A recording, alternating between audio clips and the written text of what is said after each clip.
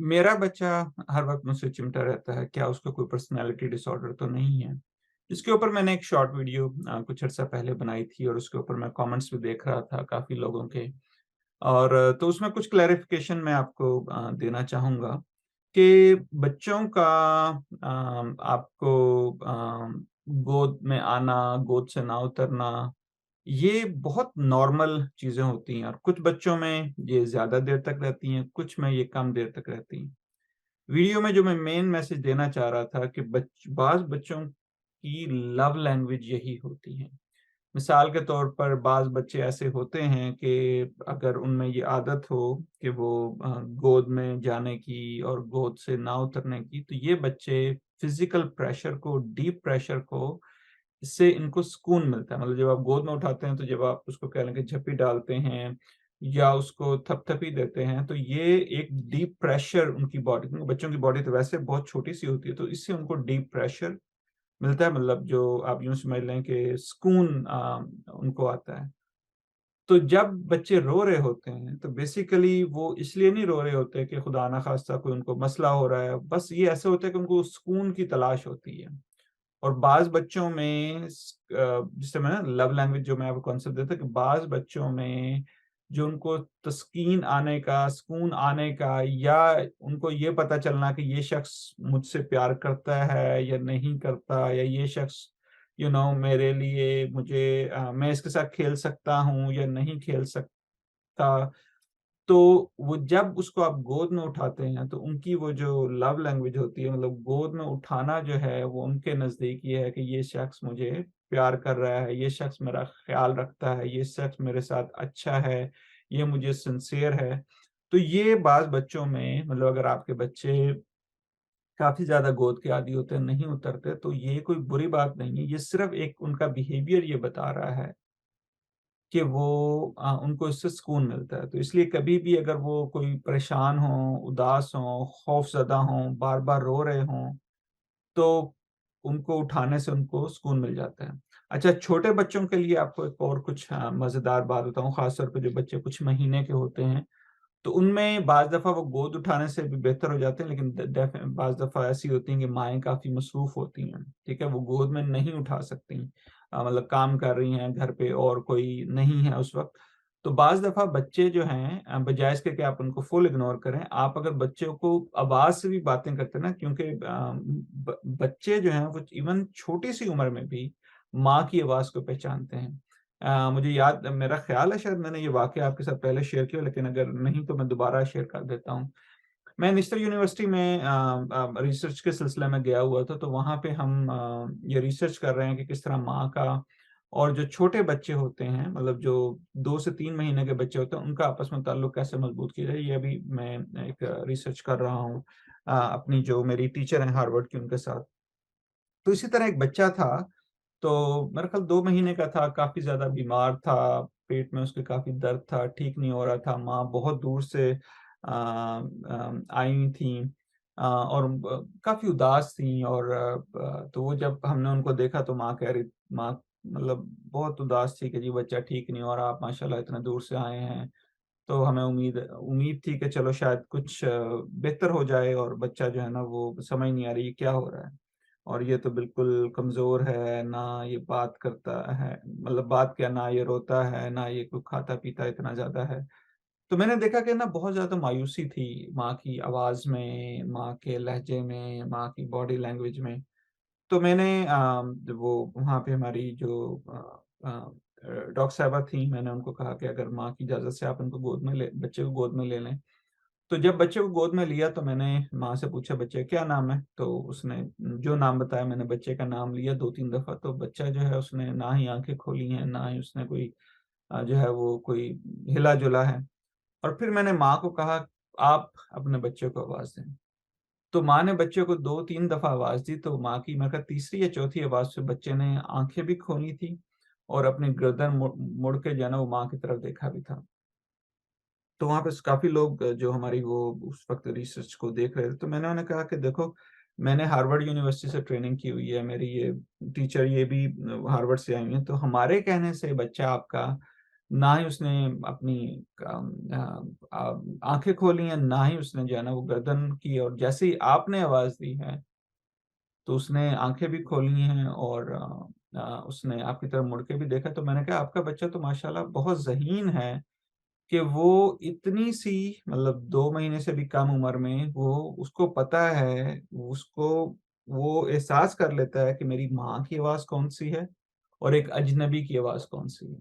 तो पहली दफ़ा मैंने माँ के चेहरे पे जो है ना मुस्कुराहट देखी, वो कहती है, अच्छा, मैं ये तो इसका मतलब है इसका ज़हन तो बहुत मज़बूत है, इसको ठीक है, इसको पेट में मसला चल रहा है, लेकिन बाकी तो इसका माशाल्लाह ये बड़ा अच्छा है, आँखें भी ठीक हैं, गर्दन के पट्टे भी ठीक लग रहे हैं और ये इसने मेरी आवाज़ को सुना और पहचाना भी है।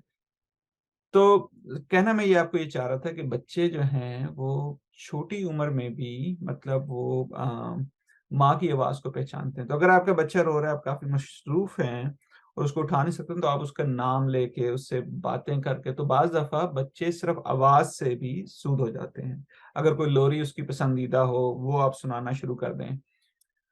इसी तरह अच्छा, लोरियों से भी एक और मुझे इसी तरह का एक वाक़या याद आ गया कि हमारे यहाँ अमेरिका में, और यहाँ पे रिसर्च हुई हुई है कि जो माएँ मतलब जब बच्चा माँ के पेट में होता है, अगर वो कुछ मतलब गाने या इस तरह की चीज़ें वो सुनती हैं, और वो ही, और जब बच्चा पैदा होता है और जब वो रो रहा होता है, उनको वही वो गाने या वही वो उनको सुनाती हैं, तो बच्चे को सुकून मिलता है।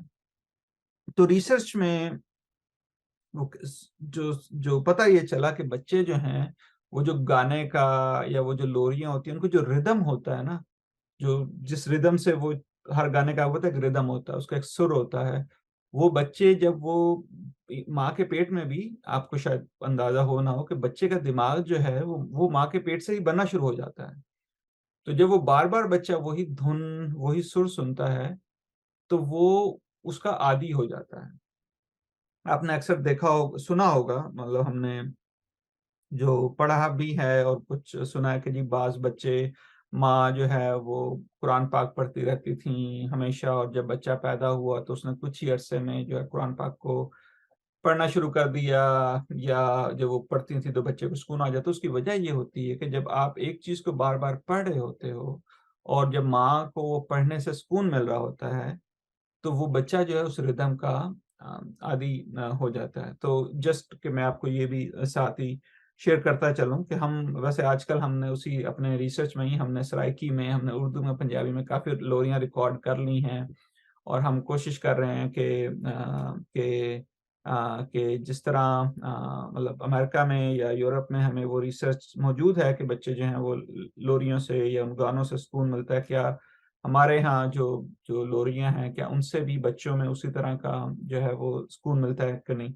तो बच्चे जो हैं वो आवाज़ से मानूस हो जाते हैं। तो अगर कोई लोरी, अगर कोई कुरान पाक या कोई भी ऐसी चीज़ जिससे बच्चा जो है उसको आप बार-बार सुनाते हो, सुकून मिलता है, तो अगर आप काम भी कर रही हैं, तो अगर आप बच्चे को आवाज़ देना शुरू कर दें, वो रिदम में गाना या वो तिलावत करना या वो चीज़ें शुरू कर दें, तो उससे भी बच्चे को सुकून मिलता है। अच्छा, एक हो गया। अच्छा, अब अगर मिसाल के तौर पर आप किचन में हैं और बच्चा जो है वो करीब में है, आप उसको उठा नहीं सकते, लेकिन अगर आप अपना हाथ भी उसके जो है वो छाती पे रख दें, तो इससे भी बाज़ बच्चों को काफ़ी सुकून मिल जाता है, ठीक है? तो आप वो हाथ रख दें।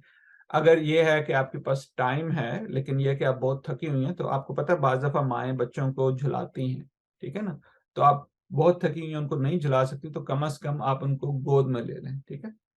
आप उनको आवाज़ दे लें, अगर आप दूर हैं, करीब में हैं, दोनों हाथ आपके फ़ारिग नहीं हैं, अपना हाथ उनकी छाती पे रख दें, आप उनको गोद में उठा लें। और अगर आपके पास टाइम है, तो बिल्कुल बाज़ दफ़ा हमने देखा है कि बाज़ माएँ बहुत ज़्यादा वो जो है वो झुलाती हैं। एक और मज़े की बात आपको यही बताऊँ कि हम लोग जब ये रिसर्च कर रहे थे, तो मेरी जो टीचर थीं डॉक्टर हैरिसन, वो मुझे कहती हैं कि ये पाकिस्तानी माएँ इतने ज़ोर-ज़ोर से क्यों बच्चों को झुलाती हैं? तो ये क्या है? मैंने कहा ये हमारा एक कल्चर की चीज़ें हैं कि जब बच्चा रोता है तो वो उसको सुकून मिलता है। वो कहती हैं कि हमारे यहाँ पे तो बच्चों को जो है वो इतनी ज़ोर-ज़ोर से नहीं झुलाते, वो वैसे चुप हो जाते हैं।